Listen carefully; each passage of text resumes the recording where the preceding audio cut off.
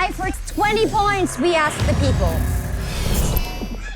Dapat bang bigyan ng allowance ng parents ang kanilang anak habang wala pa siyang trabaho?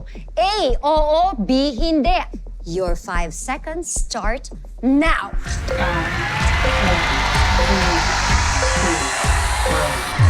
Time's up! Okay, unahin natin, Miss Nuki. What is your answer? Ako heart B. Pero ano din to parang it depends on the situation din. Kasi kung halimbawa, yung bata nag-aaral pa, syempre it's obvious given na dapat mong bigyan ng allowance. Pero kung halimbawa, ito parang, I'm thinking it's given na parang nakapagtapos na ng kolehiyo, hindi lang makapaghanap ng trabaho, parang hindi tama. Kasi ang tanong kung dapat. As a parent, I don't think I should give allowance. Kasi parang ini-enable mo yung bata, kinokondone mo maging tamad-tamad. May point.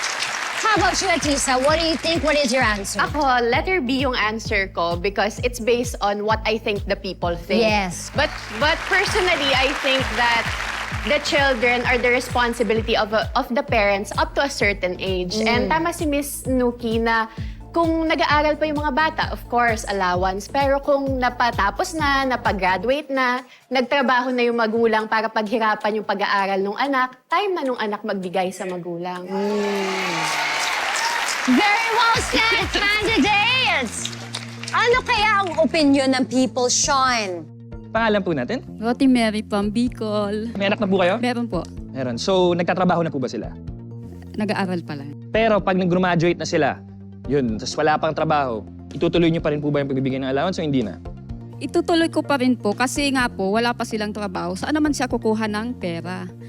Habang naghahanap pa siya ng trabaho, kailangan pa ang suporta ng magulang.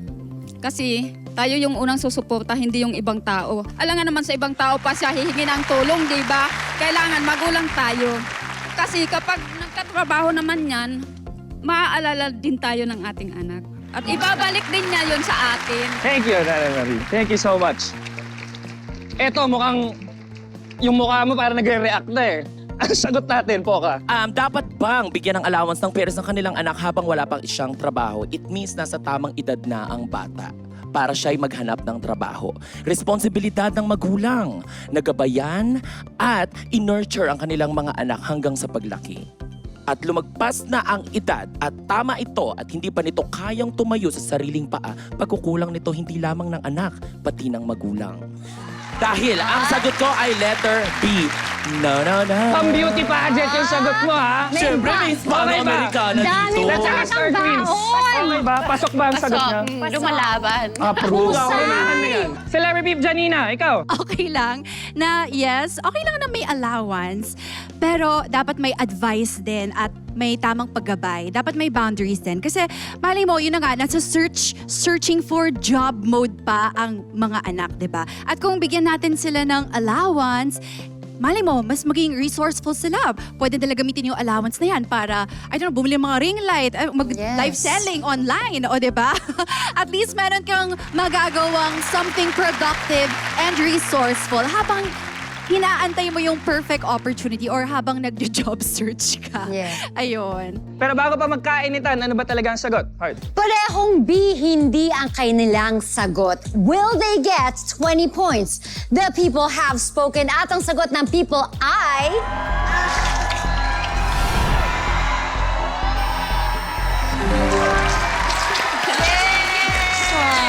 Sabi ng people, hindi dapat bigyan ng allowance. Leading pa rin with 30 points ang Team Dinuki.